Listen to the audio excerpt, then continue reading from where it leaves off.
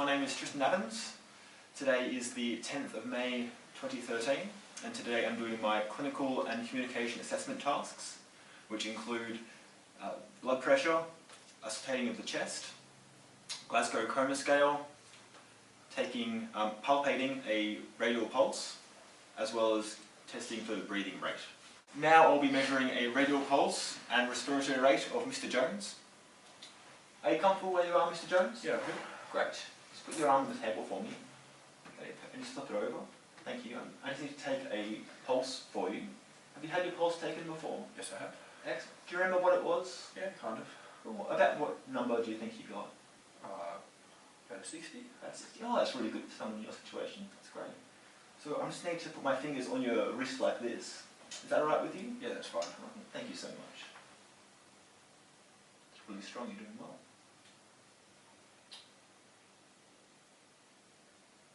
So now I'm counting the amount of pulses I feel in the radial artery for 30 seconds. Then I will times that number by 2.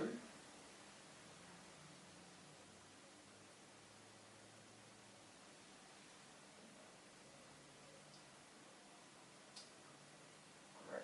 Now just put your arm up against your chest. I'll continue to count for that now.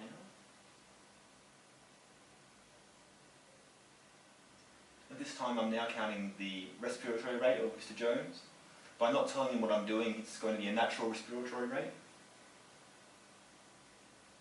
And again for 30 seconds, and I'll times it by 2. I'm checking to make sure there's no tracheal tugging and it's quite a natural movement.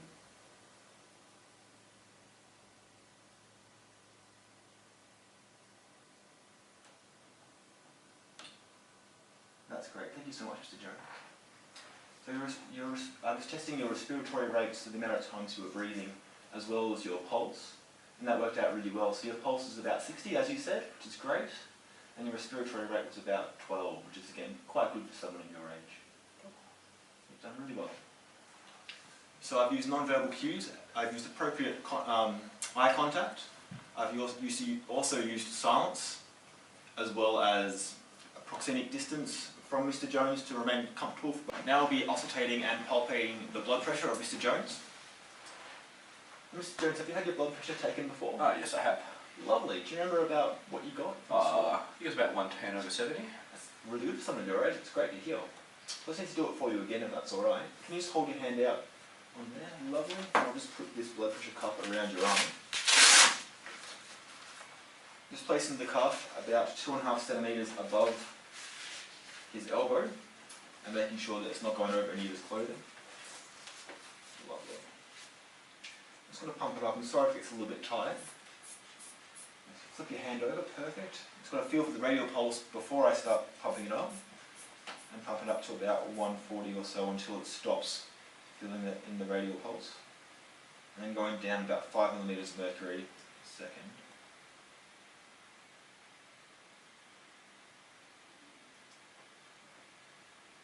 Excellent. That's really good. So now I just need to do it again, just listen this time with the stethoscope. Is that alright with you, Mr. Jones? Yeah, that's fine. Yeah, lovely. So now I'm just going to locate the brachial artery, place the stethoscope there as well, and then pump up once more. Sorry, Mr. Jones, it's got to get a little bit tight again. Now pump up to about 20 millimeters of mercury above what I found it to be, and wait, letting it down until I hear the Korokov sounds.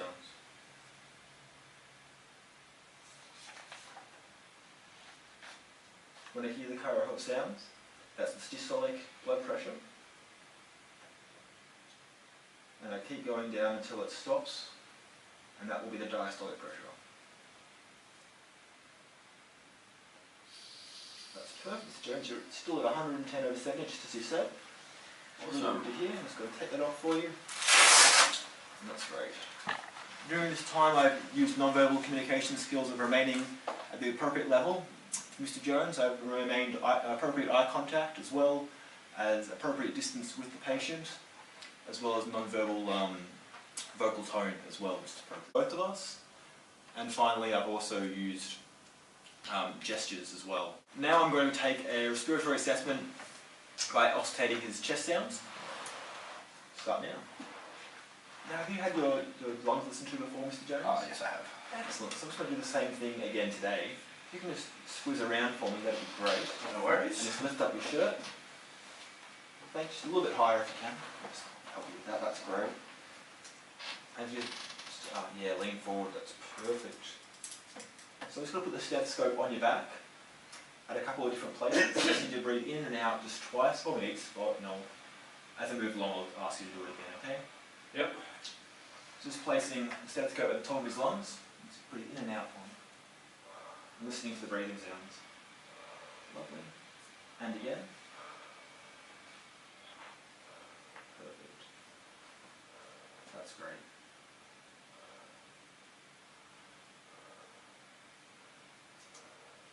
Just snaking down his back, hearing whether they're equal on both sides, and making sure they're going all the way down to the bottom of his lungs.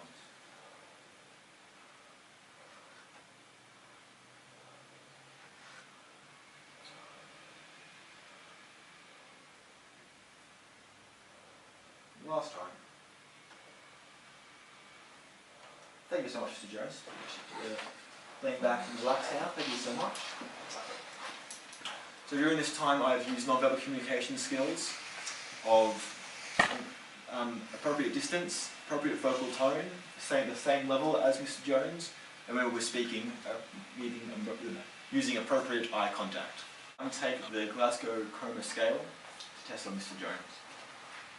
Now, Mr. Jones, do you know what? I need to ask you a few questions.